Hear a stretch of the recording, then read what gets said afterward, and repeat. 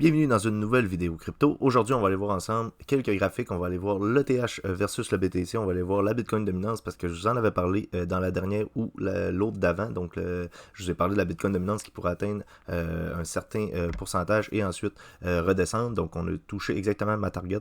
Ensuite de ça, on va aller voir quelques graphiques ensemble là, sur du long terme et une accumulation Wyckoff qui est pratiquement respectée à 100%. Là, c'est assez incroyable.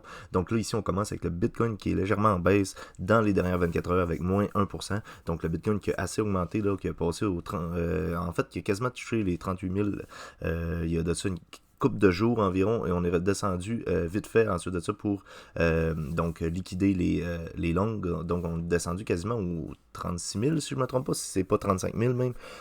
Et ensuite de ça, là on voit l'ETH qui est en vert ici à 1,77%. Donc on peut voir une certaine transfert de liquidité donc de BTC vers ETH. Et là on va aller voir dans le graphique ici qui nous le montre exactement donc avec ces bougies-là. Donc on voit ici, ça c'est l'ETH versus le BTC. Donc quand on monte, c'est l'ETH qui prend plus de valeur que le BTC. Ou soit que le BTC perd de la valeur et l'ETH garde sa valeur. Et c'est ce qu'on voit en ce moment. Hein. On voit actuellement le BTC qui perd la valeur et l'ETH qui en gagne un petit peu. Et donc, ce qu'on voit ici, c'est les bougies vertes ici, donc qui nous montrent ça. Potentiellement juste cette bougie-là, là, weekly, donc qui a commencé aujourd'hui. On est présentement lundi à l'heure où je tourne cette vidéo.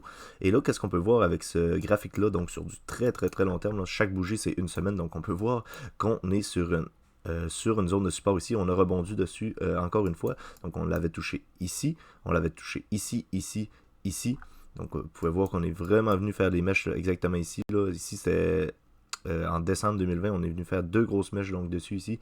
Ensuite de ça, là, on était venu la retoucher ici. Donc ça faisait vraiment longtemps qu'on n'était pas venu la retoucher. Donc environ mi-octobre, fin octobre. Et là, on peut voir qu'on a vraiment rebondi dessus et on est présentement sur un genre de triangle donc qui pourrait briser à la hausse ou à la baisse. Et donc, on pourrait voir encore potentiellement le TH qui prendrait de la valeur face au Bitcoin donc pour venir toucher la trendline là encore de 12%. Donc, c'est assez intéressant à voir.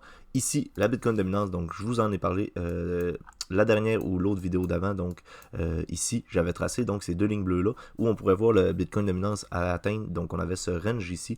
Donc, à chaque fois, on venait toucher le bas, le haut, le bas, le haut. Jusqu'au jour où on est venu le briser. On est venu faire un pullback parfait dessus, on a eu une hausse et là j'avais mis donc ces deux lignes bleues là où on pourrait voir le Bitcoin, donc la Bitcoin dominance en pourcentage venir toucher ces lignes bleues là, on est venu exactement toucher cette ligne bleue là et donc c'est la ligne au niveau des 54% environ et là vous pouvez voir que c'est vraiment là, pratiquement parfait, on est venu un petit peu en haut, venir clôturer en dessous et là on est pratiquement donc dans une mini all season, donc on peut voir le Bitcoin dominance qui a chuté d'environ 3%, 3,5% environ.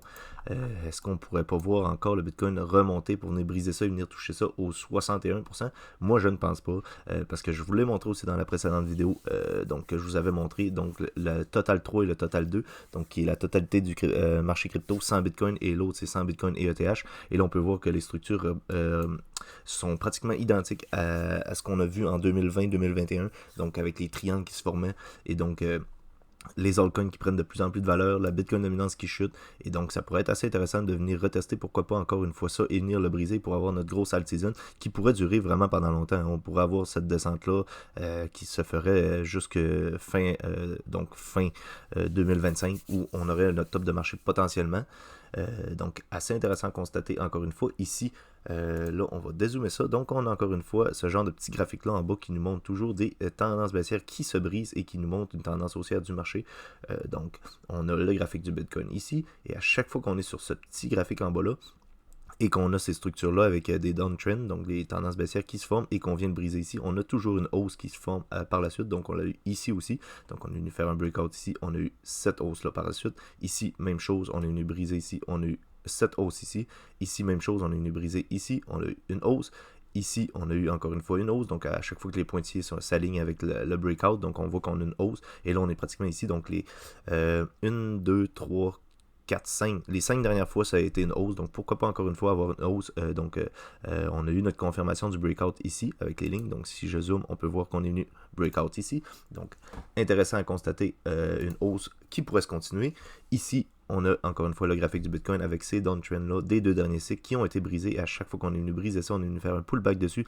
Et ça a été le début du bull run. Ici, pullback, début du bull run. Et là, on est où? On vient de le briser. Donc, pourquoi pas venir le retester un petit peu plus bas ici. Et pourquoi pas être le début du bull run. Donc, Je sais pas pour vous, moi je trouve que ça se ressemble énormément. Ici, qu'est-ce qu'on a? Encore une fois, très très très intéressant. Donc, on a le graphique du Bitcoin en orange, ici le DXY, et ici on a donc la ligne rouge que je ne sais pas trop c'est quoi. Il nous dit VI+, donc line, mais à chaque fois qu'on vient donc passer au-dessus des 1 ici, donc c'est une tendance haussière. Donc ici on l'a eu pendant 4 mois, on a eu un x10 sur 4 mois.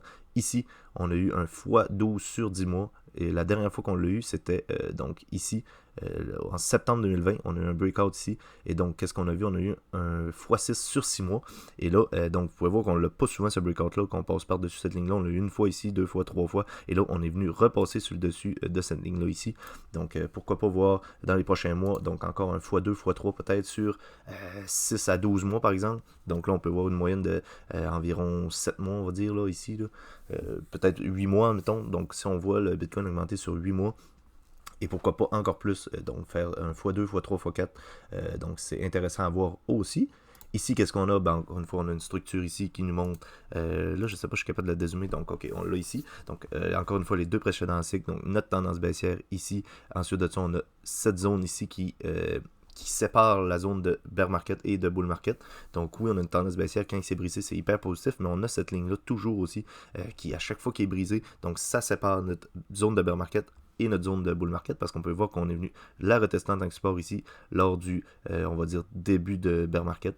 Mais on est venu la tester en tant que support, on a eu un dead cat bounce pour venir rechercher plus bas. Ici, encore une fois, même chose, rebond, dead cat bounce, on est venu plus bas et c'était notre zone de bear market sous cette ligne de support-résistance-là, qui est devenue résistance ici parce qu'on est venu la toucher ici. Ici, on est venu la toucher, mais on l'a brisé donc sur du weekly, là, sur du monthly ici, donc peut-être sur un graphique en semaine, on le verrait qu'on est venu la tester. Ici, qu'est-ce qu'on a eu? Encore notre tendance baissière. On a eu notre rebond ici, notre dead can bounce. On a même eu 2 rebonds là, avec l'été 2021, on va dire.